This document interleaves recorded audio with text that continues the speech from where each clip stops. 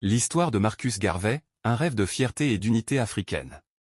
Marcus Garvey naît en Jamaïque, dans un petit village rural, le 17 août 1887. Dès son jeune âge, il ressent le poids des inégalités raciales qui pèsent sur sa communauté. Il grandit dans une époque où la lutte pour la reconnaissance des Noirs est un combat quotidien. Très tôt, il est marqué par la pauvreté et les injustices dont souffrent les siens, et cela forge sa vision du monde. Mais c'est en écoutant les récits des ancêtres et en étudiant les grands leaders que Garvey trouve sa mission, redonner aux Noirs leur dignité et leur fierté. Dans les années 1910, Marcus décide de partir pour les États-Unis, cherchant à offrir aux Afro-Américains un chemin vers l'autonomie et la reconnaissance. Là, il découvre un racisme systémique cruel, mais aussi une communauté noire prête à lutter pour ses droits.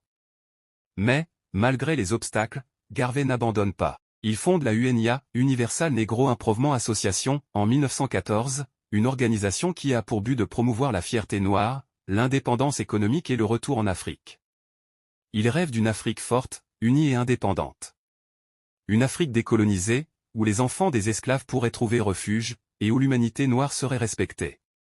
Pour Garvey, les trois piliers de son mouvement sont essentiels, la fierté noire, où il rappelle aux Noirs du monde entier leur richesse culturelle et historique, souvent occultée par l'histoire coloniale. L'indépendance économique, avec la création de la Black Star Line, une compagnie maritime qui visait à connecter l'Afrique et la diaspora noire à travers le commerce.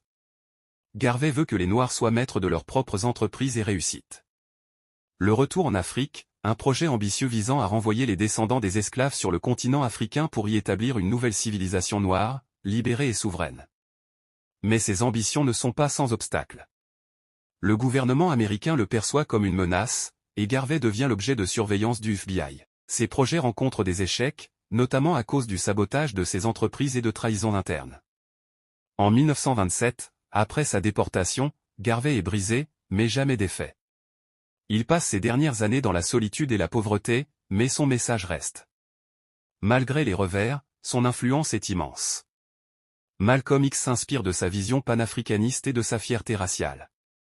Kwame Nkrumah, futur président du Ghana, salue l'héritage de Garvey dans son combat pour l'indépendance africaine. Bob Marley, à travers ses chansons, évoque la fierté noire et l'espoir de la réunion des peuples africains. À sa mort en 1940, Marcus Garvey est oublié par beaucoup, mais son rêve de l'unité africaine ne meurt jamais.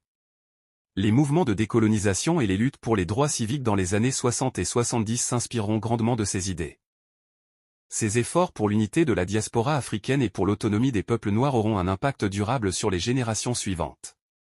L'histoire de Garvey nous rappelle que la souffrance d'un homme peut transformer non seulement sa vie, mais aussi l'histoire des peuples.